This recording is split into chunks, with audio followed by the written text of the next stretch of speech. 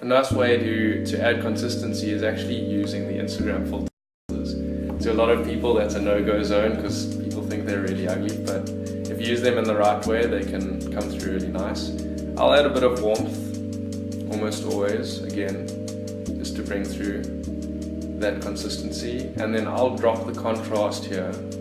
It's all about 25, but then the reason I do that is I go to lo-fi. So if you tap lo-fi twice, you can adjust the intensity of that filter that you're adding.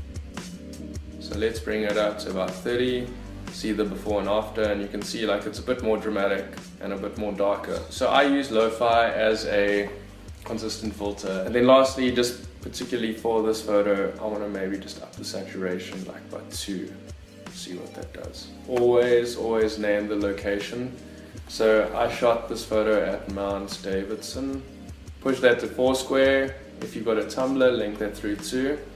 And then writing up the caption and think about what sort of mood it goes through and where you took the photo. So I really love the natural colors that are in this photo, so I'll probably talk about that and how it accentuates the mood. I like to just bring out the emotion of the photo and sort of say what it's saying to me in the caption to give my followers an insight of how I was feeling at that moment. Looking at this photo, I think what I'll say is the natural hues at the top of Mount Davidson. It's a little hashtag. Sometimes I like to add in quirky hashtags just so people can see that I do have a sense of humor. And then what I'll do next is I'll just mention the people who were with me in that photo. Exploring a bit more of San Francisco with that Cliff guy. And then lastly what I'll do is I'll tag Cliff in the photo, obviously where he is. Things I also like to do is use some of my favorite hashtags. So HuffPostGram links straight back to Huffington Post. I like to use one called While In Between, which is a traveling hashtag, and I'll click share. But then I'll also add hashtags that go through to various communities that I like to be part of. For example, like Huffington Post, that just gives that extension to communities that you want to be part of.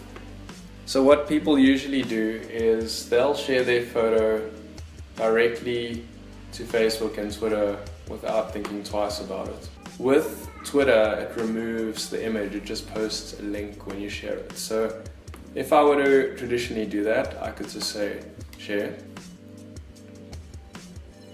In Twitter, that link will look like this. There's no preview of that image at all. So I'm going to delete that.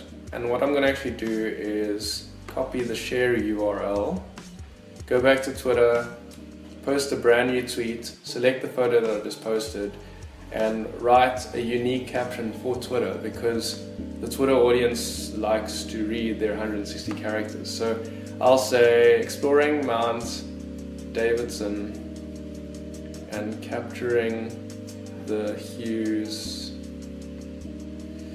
of nature, and actually paste the Instagram URL in that photo. And then again I'll tag that Cliff guy. Done, and I will tweet the photo. And then if I tap that photo, the link on the photo, it actually goes to my Instagram profile. Sharing your photo to Facebook is quite easy. If you do it standard, it will share straight away. But what I like to do is I add my link to my Instagram profile on the actual caption just before I share it. So what that does is it lets people know on Facebook that I've actually posted it from Instagram and it's not just a photo that I randomly uploaded to Facebook. So I'll share that, I'll just refresh it, and there it is. So the nice thing about that is that the caption comes through, everything comes through, but my Instagram link is directly there. And if people want to go through and follow me, then they can. Don't just use random hashtags that just make your photo and your feed look really, really messy.